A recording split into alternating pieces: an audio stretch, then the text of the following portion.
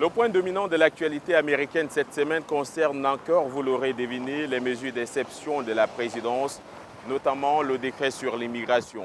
Nouvelle pomme de discorde entre le président et les membres du Congrès, l'attitude de la Maison-Blanche vis-à-vis d'un magistrat de Seattle dans l'État de Washington qui a bloqué l'application du décret provoquant l'ire de Donald Trump.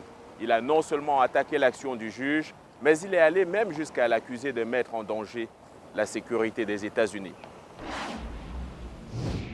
Au centre des préoccupations du président Donald Trump, James Robat, ce juge fédéral de Seattle, qui a estimé que le décret causait des préjudices graves et continus et que les États faisaient face à un danger immédiat et irréparable.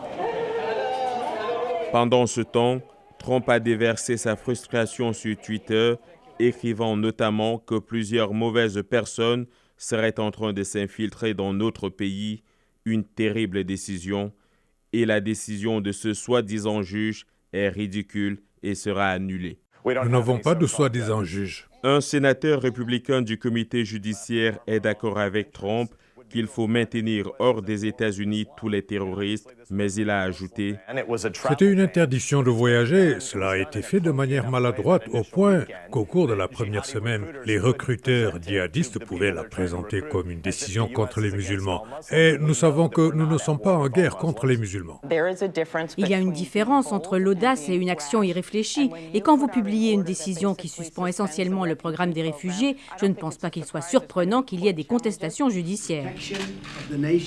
L'année dernière, Trump avait suggéré que l'origine mexicano-américaine d'un juge le rendait incapable de statuer objectivement dans un cas de fraude relatif à l'université Trump. C'est une tendance chez le président. Il doit savoir qu'il y a 3 pouvoirs égaux dans le pays. Je crois que les Américains sont habitués à ce que le président exprime sa pensée.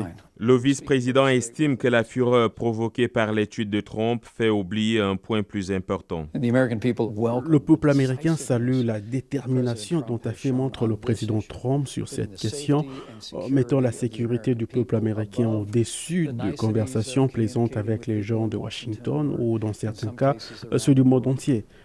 La Cour suprême pourrait avoir le dernier mot sur la question de savoir si l'ordonnance exécutive du président reste en suspens ou peut se poursuivre.